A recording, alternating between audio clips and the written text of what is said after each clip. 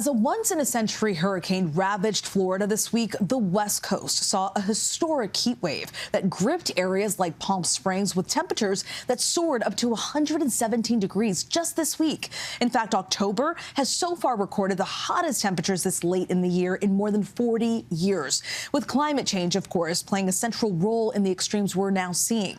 Tonight, we want to bring you a report on the human cost of those extremes with an ABC News Investigates exclusive in partnership with some of our owned stations across the country. Extreme heat kills more Americans annually than any other natural disaster. But experts tell us heat-related deaths remain grossly undercounted in many areas, and that in this case, what we don't know has the potential to hurt many of us. Victor Oquendo reports.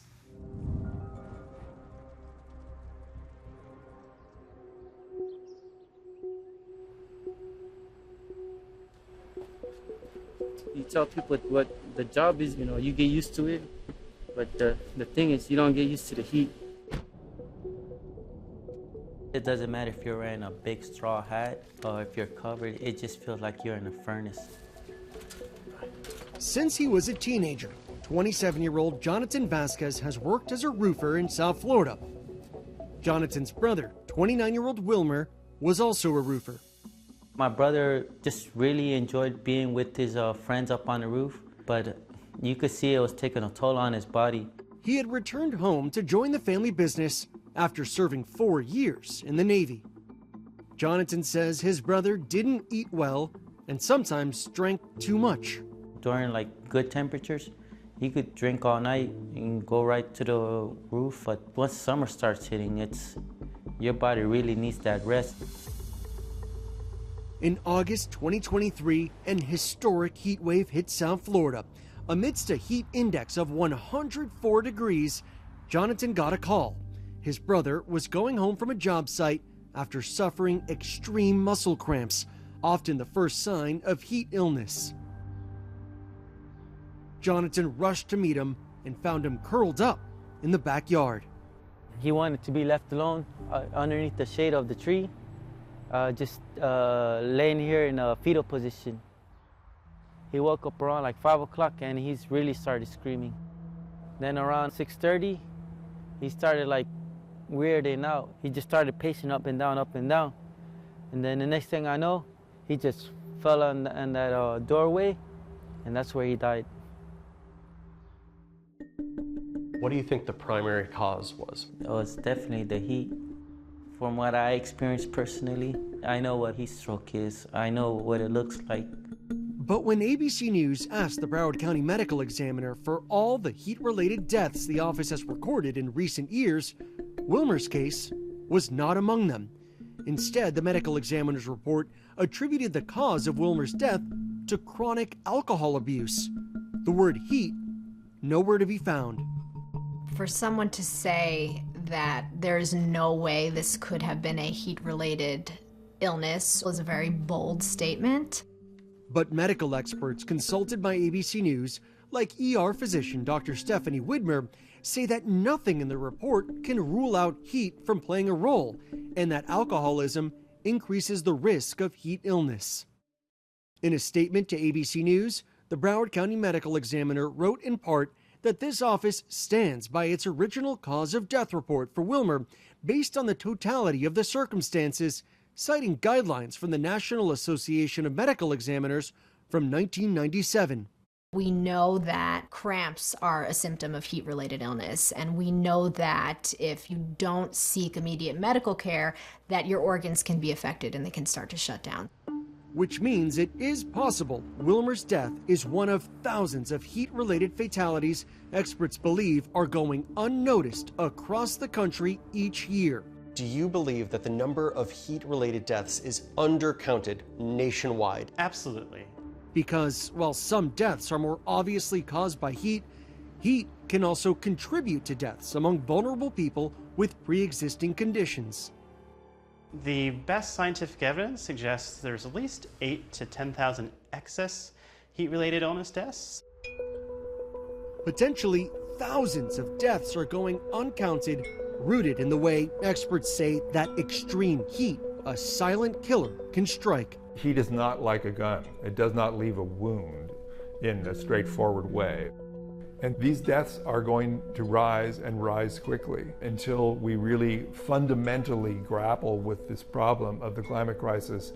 It turns out the system for determining these types of deaths relies on individual practices of medical examiners and coroners across the country, which vary county by county. You really have to take the full context of a death into account, and I would say most places, medical examiners and others don't have the time or the awareness or the desire to do that. To try and understand how communities are dealing with heat-related deaths, ABC News Investigates partnered with own stations across the country. I can tell you the 361 heat-related deaths this past summer in Texas is an undercount. One woman with Valley ties believes the heat caused her parents' death in East Central Fresno this summer. Action News reporter Gabe Ferris investigates. It was induced by the heat. I mean, there's no doubt about it. Our team also examined what's happening here. Miami-Dade County, one of the most populated counties in Florida, where outdoor workers and residents consistently face extreme heat. But here, the medical examiner has officially reported just 5 heat-related deaths since 2022, according to records obtained by ABC News. I think we generally knew going into this that there was going to be a higher number than expected. Dr. Chris Ueggio, a researcher at Florida State University, was tasked by Miami-Dade County to determine a more accurate death toll, so he compared the number of deaths on normal days with those that occurred on hot days. According to your findings, how many people are dying from heat in Miami-Dade County every year? We calculated a range of about 30 to 600 excess heat-related deaths in Miami-Dade County every year. The Miami-Dade medical examiner declined to be interviewed for this report and did not answer written questions. I'm sure the medical examiner is following their best guidelines and are trying to do the best job they can. But essentially, there's a need or call to action nationwide to really take a closer look at this. Up to 600 deaths in the county every year. Did that number surprise you? It did. It did. Jane Gilbert is Miami-Dade's chief heat officer, charged with addressing the health and economic risks of extreme heat for the county. Given that massive discrepancy between the numbers here, has your office contacted the county medical examiner to maybe change the way heat-related deaths are recorded? Yes, absolutely. And we actually connected our county medical examiner with the one in Maricopa County, where Phoenix is. So they're on board. Using a comprehensive and standardized set of innovative screening methods, Arizona's Maricopa County recorded 645 heat-related deaths in 2023. A new grim record confirmed tonight. A staggering figure that's nearly as many as those who died in car accidents. They have convened a task force of multiple professionals to comb over and expand the definition of heat-related deaths, and they get a number that's much closer to what we found statistically.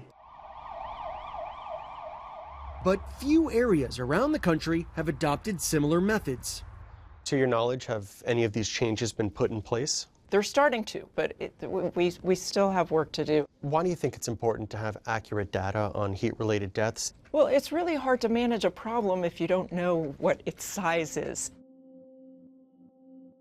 Our ABC News Investigates team identified other potential uncounted death cases, including one death at a plant nursery outside Parkland, Florida.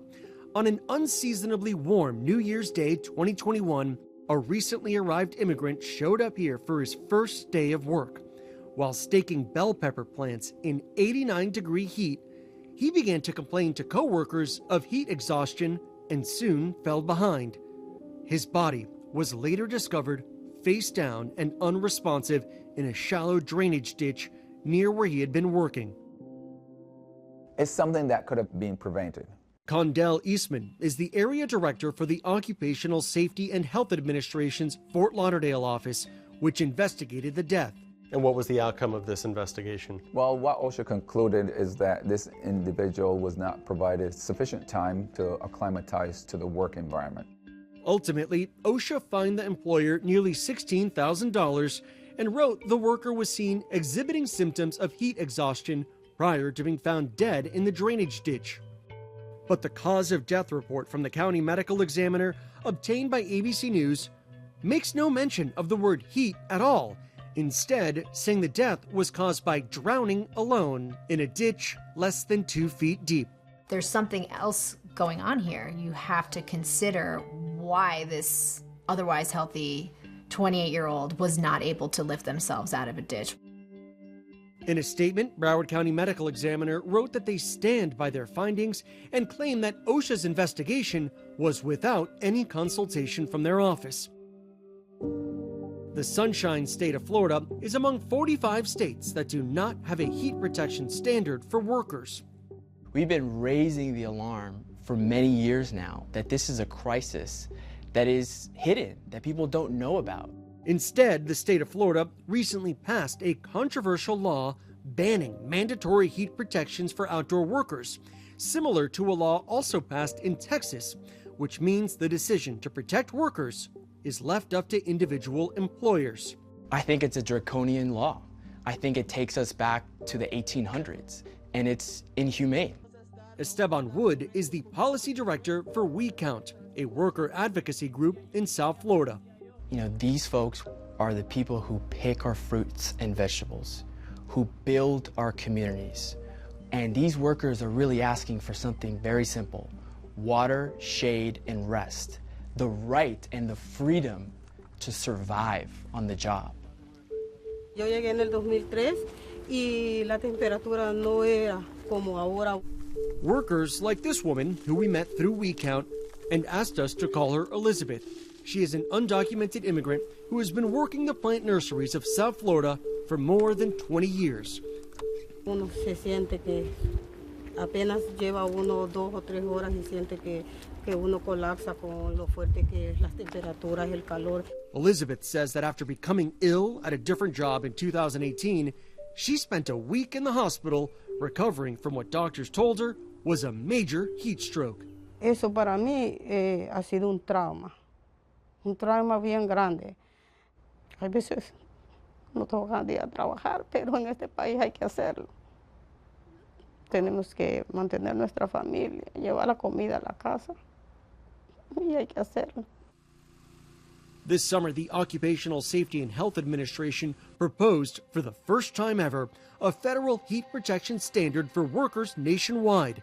If finalized, which could take years, the standard would override Florida's ban on such protections.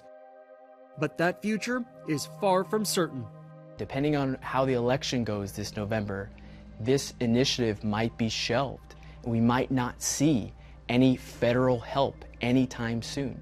Meanwhile, workers like Donaton say that while some employers will do what is right to protect their workers, left to their own devices, others will put their workers at risk, leaving them to endure Florida's brutal heat without legal protections and at the risk of going uncounted if they die from heat. It makes me feel angry because I know what's going to happen. It's going to be another person's brother, another father that's going to die, another person that's going to go through a living nightmare.